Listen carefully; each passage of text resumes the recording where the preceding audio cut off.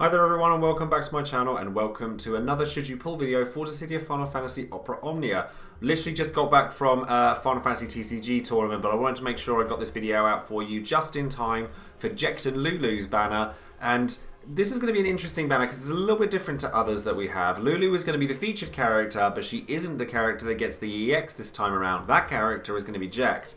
And then they're also going to be joined by Wakka on their banner. So if you think that this banner is going to be interesting to look at, and the characters are going to get some new toys, things like that, and whether you think it's worth pulling on this banner, whether I think it's worth pulling on this banner, then stay tuned and keep on watching. As I always say in every video, don't forget to check out the links in the description box below for all of my social media, including my Twitch, Discord, Patreon, Facebook, Twitter, all that good stuff.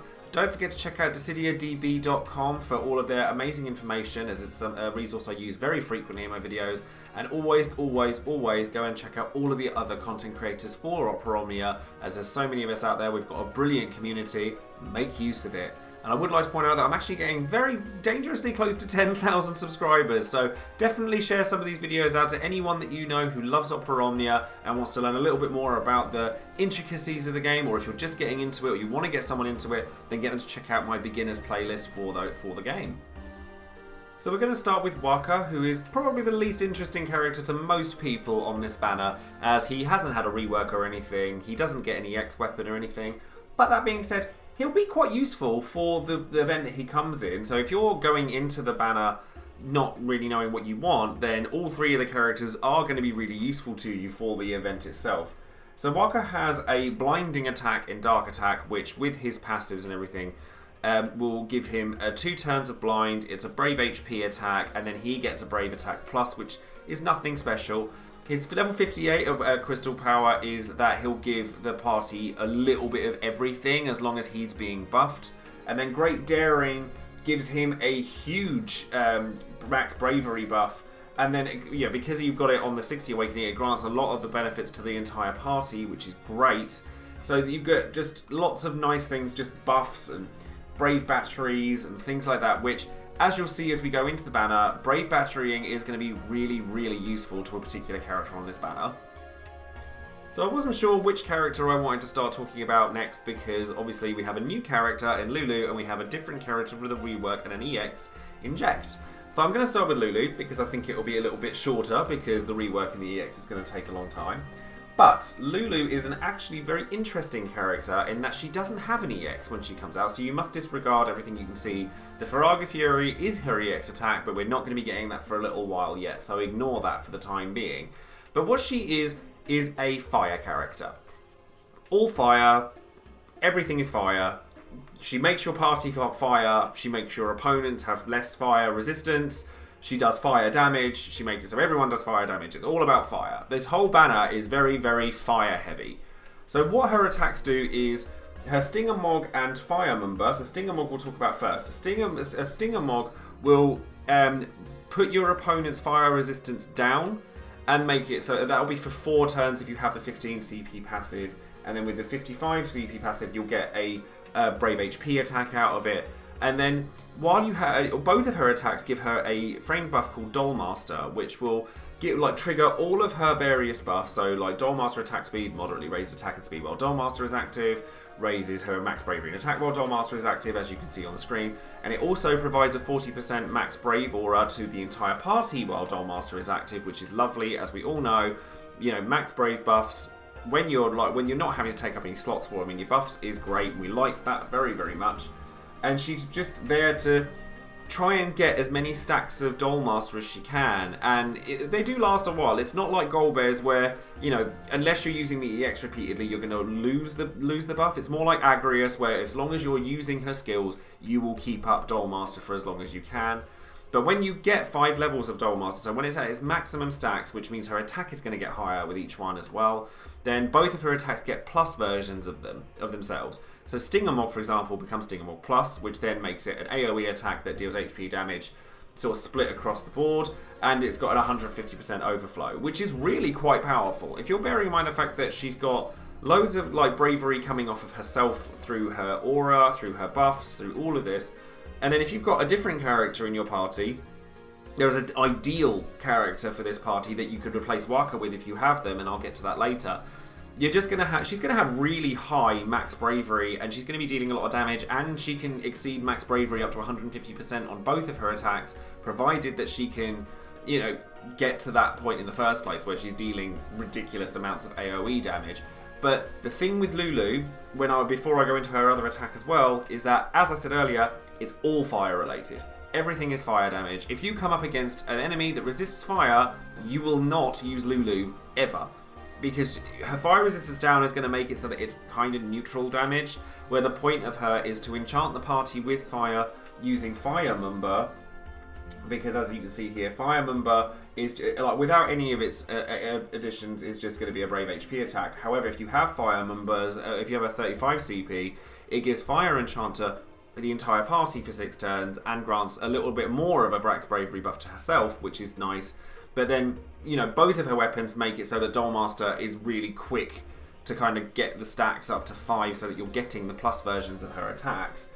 So she does a lot of damage, and she wants to enchant the party with fire, reduce the resistance of fire down on the opponent's side, and just do ridiculous amounts of damage. If you've got characters like Jecht, who we're going to get into in a second, you're going to be dealing a lot of damage with those two alone, and then a third character who is primarily there to support the other two is going to do wonders for you. So Lulu is an exceptional damage character who you don't need to pull an EX for, which is a huge benefit to her, but she's only going to be useful against something that can have their fire resistance weakened. So things that resist debuffs or things that resist fire are going to be a no-go for her.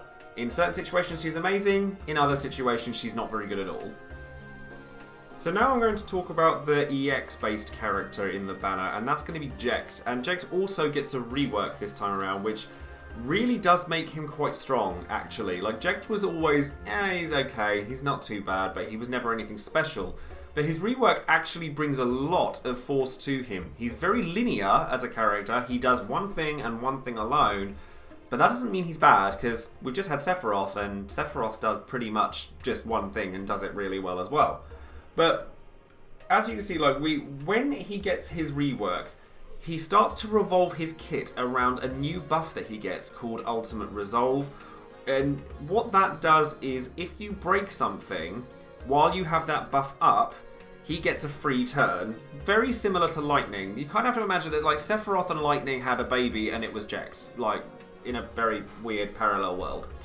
But basically, once you get to being able to break things, you're getting free turns. He already has a high speed rate, much like Lightning, but the damage he can put out is way superior to hers, like, just because of the sorts of things that he can do. What he could do before is, as long as he was already at 30% of his max bravery before he started using his skills, he'd get the plus versions of those skills. So in the case of Beast Rush, it just turned itself into a Brave HP attack, which is extremely useful. But now, with the rework, it also grants him a single turn of Ultimate Resolve. So the next turn, if you break something, you basically, as long as he's using his skills continuously, you're just going to keep breaking things. You're just going to keep getting free turns. Although, bear in mind that if you are breaking something on the free turn granted by Ultimate Resolve, you're not going to get another one. So you have to space things out a little bit.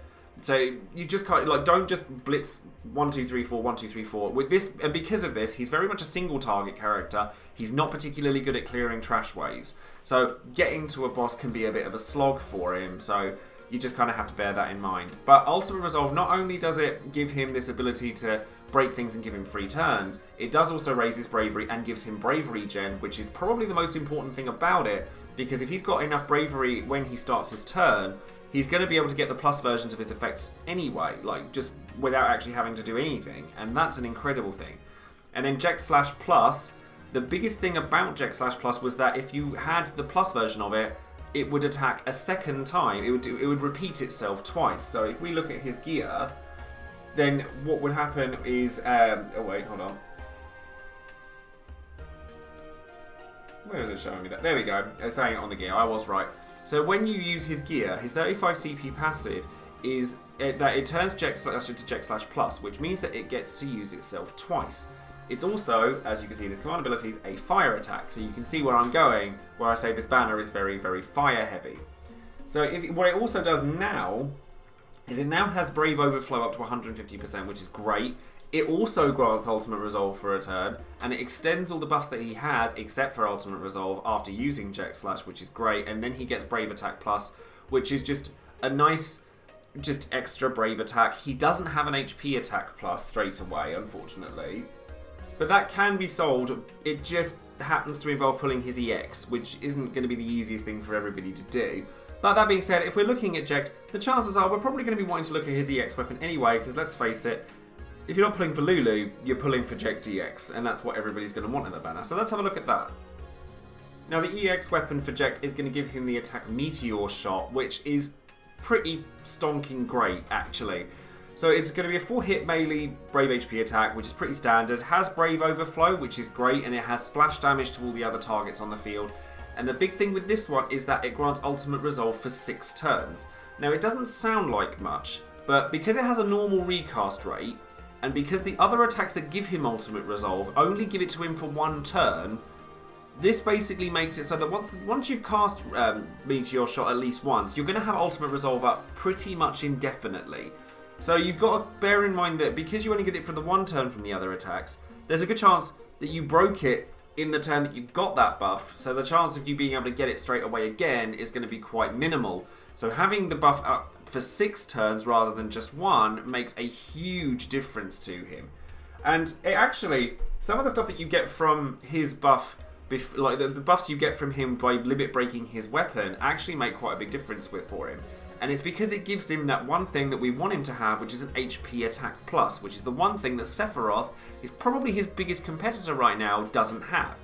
So he will burn through his skill uses, and I will quickly point out as well that, as I said, when he breaks a target, when he goes for his Ultimate Resolve ability, he gets a free turn out of it.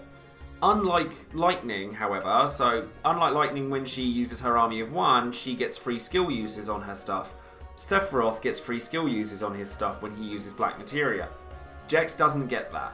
So that's something that you have to bear in mind. Jecht's damage in the right party is really crazy, but his longevity does take a bit of a hit in response to it. His burst capability is absolutely phenomenal, but because he doesn't get those skill regenerations or skill your next skill ability doesn't take up a skill use, his longevity might take a bit of a backseat for it. So if you want somebody that's going to do crazy amounts of damage in a short space of time, you're not going to do wrong with Jecht. For those of you that are interested in looking into the far future at Jecht's EX+, what it basically does is it makes itself much stronger, it makes his HP Attack Plus stronger, it also means that he starts the match with Ultimate Resolve active and a little bit of extra buffs on top of it, as well as having his EX gauge maxed out at the beginning of the fight, which is always great. A lot of characters do start to get this kind of buff later into the EX Plus life, but having it is never bad. And then when you fully max it out, it basically triggers the entire thing twice. So his damage becomes bigger, which is all you really want it to be. And he's very good at just dealing extra damage because once you've got Ultimate Resolve going, once you've got the correct amount of buffs going for him, so he's constantly got his Jecht Slash Plus up, he's just going to be doing double attacks, free turn, double attack on something else. He's just swinging wildly at things repeatedly until it falls over.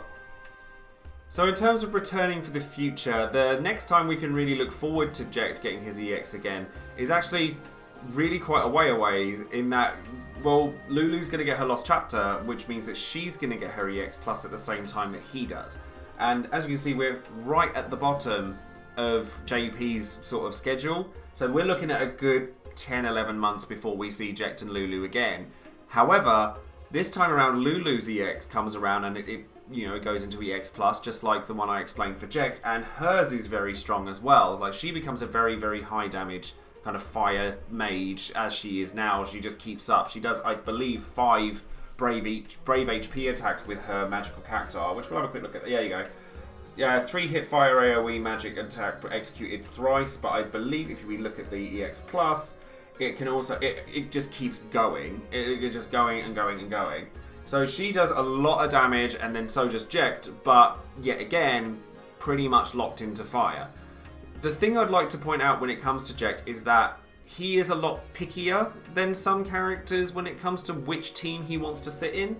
But if you get that team right, his damage can be astronomical, like far beyond what Sephiroth can do.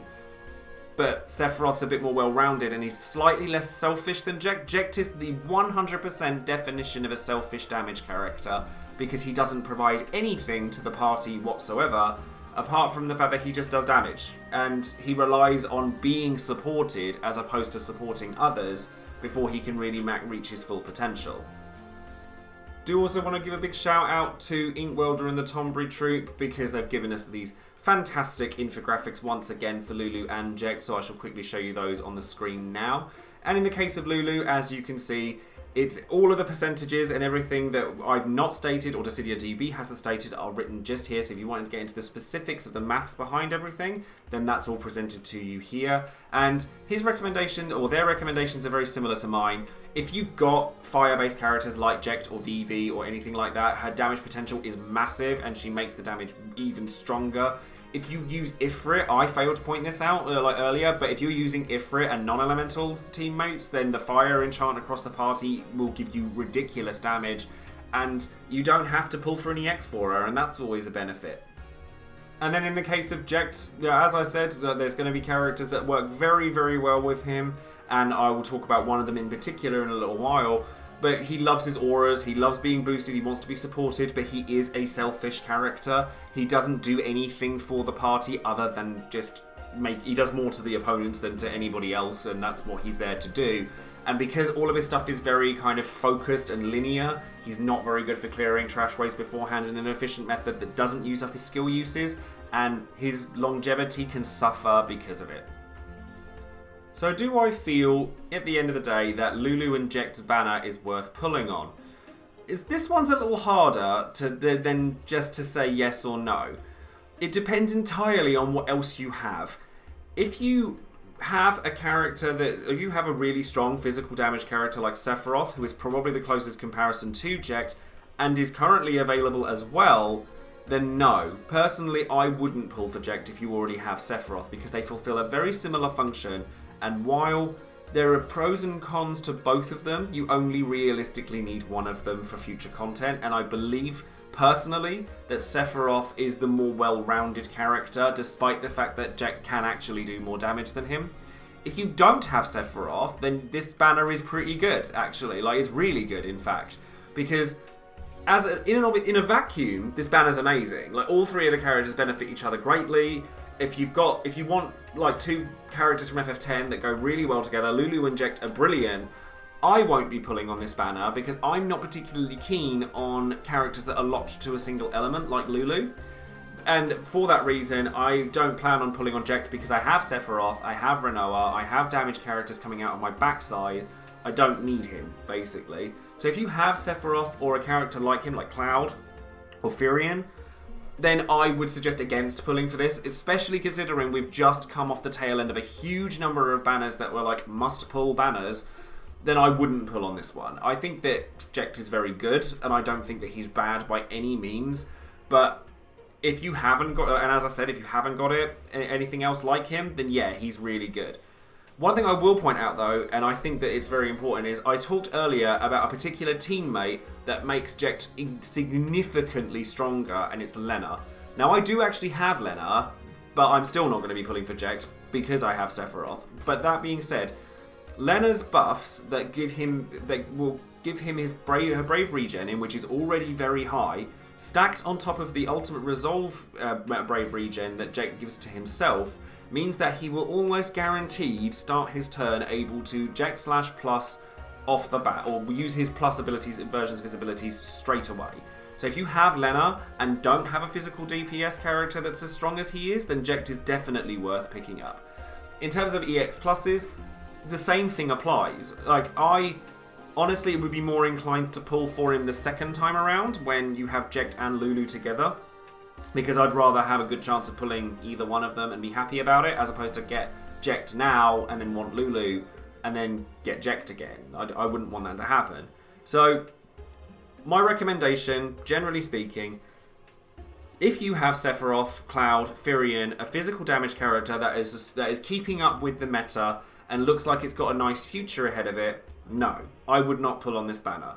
If you don't, yes, this banner is very strong, and Lulu is a great bonus character to pick up because her damage can be very strong, she's not as mandatory as some of the characters that we're getting in the near future in terms of characters that come out without an EX that are still really strong. If you really want Lulu and not Jecht, you could just buy her 35 CP weapon with weapon tokens and then not have to pull on the banner at all, if you're caring about Lulu and not Jecht. And then you can also pull for VVEX later, who is another fire-based character, if you wanted someone to go with Lulu that wasn't Jecht. But because the banner is so focused on that one element, I really don't want to pull for them and then a fire-resistant boss come up and then I just can't use either of them. So there's my reasoning behind why I'm not pulling on the banner, but there are certain situations in which I believe that it is worthwhile. So thank you very much for watching. I hope that this video has been helpful to you. And don't forget to subscribe to the channel and ring the bell for notifications. Don't forget to check out all the social media links in the description box below. And of course, don't forget to check out all of the other content creators and Dissidia DB and Inkwelder and the Tom Retrieve and all that stuff. Thank you ever so much for all the information I get from everybody else as well. And that's going to be it from me, so thanks again, and I'll see you guys later. Bye!